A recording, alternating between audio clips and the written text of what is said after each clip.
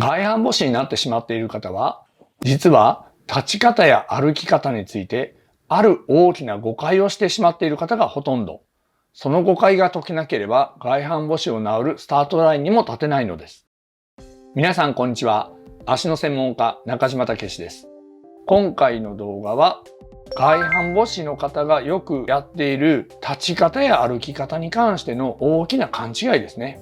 外反母趾になる方というのは、その動作が悪いんですけど、その歩き方というね。でもなんでその動作をしているのかっていうところに、そもそも誤解があるんですね。こうせなあかんのでしょっていう。こうせなあかんと思ってたからそうしてたんだけど、それがあかんかったのねっていうのが実を言うとあるんですね。うちの、治療院なんかに来るとその話から大体始まって、そうやったんやって皆さんなるんですけれども、で、その誤解を知ってるか知らないかだけで、まずもうスタートが違ってくるんです。それさえ分かってれば逆に言えば、治る道筋乗るみたいなもんですね。だから今回はその何を誤解しているのかっていうところをお伝えしておきたいと思います。では内容です。まず立ち方についての誤解ですね。こう立つべきだと思ってたのにそうじゃなかったんだっていう立ち方についての誤解。で、歩き方についての誤解ですね。歩くってこうせなあかんと思ってたのにそれをしたらあかんかったんだっていう。今回の動画であなたは歩き方や立ち方についてそもそもの考え方が間違っていて、それをやっていたがためにダメだったんだということをご理解いただけるようになります。私は足の専門家で、ここで紹介しているような皆さんの健康に役立つような情報を広めたいと思って YouTube を始めました。YouTube はその仕組み的に皆さんのチャンネル登録や高評価ボタンを押していただくことがその拡散につながるようになっているそうです。なので動画が良かったなと思っていただいたら、皆さんがチャンネル登録や高評価ボタンを押していただくと大変助かります。よろしくお願いいたします。ではまず立ち方についての誤解からですね。外反母趾を患っている方に多い誤解なんですけど、これは最初そう考えたからそうなったのか、そうやってたからそうなったのか、これどっちがどっちっていうのは難しいところなんですけど、一言で言うと、大地を踏みしめて立ちたいとか、安定してぐらつかないようにぐっと踏ん張って立ちたいって思ってる方が外反母趾になるというふうに言えます。それの何が悪いのって思われると思うんですけど、今外反母趾の方は胸に手を当てて考えてみていただいたら、踏ん張って立ちたいとか踏ん張って立ってるなっていうのは多分あると思うんですよね。でこれは何が間違えてるというか何が誤解してるかというと、足というものはそもそも固定をするためにあの形になったんじゃないということなんです。ちょっと単純な話で言ったら、人間って昔4足やったのが2足歩行に変わったと言われてますよね。で、それは遠くを見渡すためだったり自由に動くためであって、もし安定感だけを求めるんであれば4足の方が安定してますよね。だからそもそも固定とか安定を求めるようなに向けての進化ではないっていうことなんですよ。もうちょっと極端な言い方しましょうか。もしもこの足をもっと踏ん張って立つことに特化させようと思ったら、多分人間の足というのは進化は植物の根っこみたいにもっと末広がりだったり安定感のある形に変わってると思うんですよね。でも人間の足ってこの日本の細っこい足でこう動くわけじゃないですか。細っこくない人もいるかもしれないですけど、細っこい足でこう動くわけじゃないですか。ということは、あれは動くためにあるんであって、止まって固めて固定するためにその形ではないんですよね。だから立つというのは言い方を変えれば、不動でぐっと支えるというよりかは、今から自由に動くための前段階準備をしているっていうのが立つなんですよね。だから立ってるのがベースで今から歩くというよりも、歩くのがベースでその準備っていう感じです。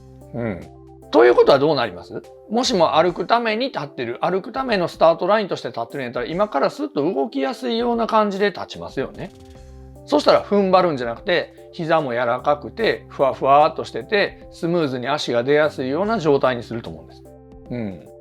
もう一回外反母趾の方や足の調子が悪い方は胸に手を当てて考えてみていただきたいんですけど、今そんな感じです。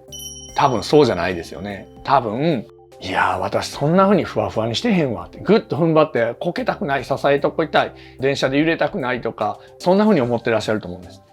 この考え方をやめない限り、そもそも足を踏ん張りすぎて力入れすぎて外反母趾ってなってるところもあるので、やめないと治らないっていう。で、そんなん力抜いたらこけるんちゃうかな。違うんです。体はまっすぐちゃんと状態が立ってるようになったらバランスで立ってるんで、そんなに簡単にこけないんですね。むしろ力でねじ伏せて支えようとするから安定感が逆に欠ける。もっと言えばダメな姿勢のままぐっと踏ん張ってるから疲れるし踏ん張らないといけないけど、正しい足の状態になってまっすぐ立てるようになれば踏ん張る必要はないっていうことなんです。なかなか一回そこを失ってしまった人は大変かもしれないですけど、まずここを大きく間違えてるんですね。踏ん張って立とうっていうのをまずやめないとダメです。では次に歩き方の誤解ですね。歩き方も同じなんです、話としたら。でもちょっとあれなのが、歩き方でよくあるのが誤解は、地面を蹴って歩きましょうとか、なんか大地をこう蹴って歩くとか、そういうイメージを持っている方が外反母趾になりやすいんですけど、これのじゃあ何が悪いかというと、歩くのに大地は蹴る必要はないんです。大地を蹴る必要があるのは、走る時や飛ぶ時にだけですね。そういう時はパワーいるんですけど、たかだか歩くのにそんなにエネルギーとかいらないんです。でもなんかいろんなマスコミの情報とかで大地を踏みしめて歩く、蹴って歩くとかっていうと、グングンってこう蹴って歩いたりするんですね。で、それがあたかも健康にいいように言いますけど、いや、そもそも歩くのにそんなにエネルギー使わないのに、グングンって蹴ると、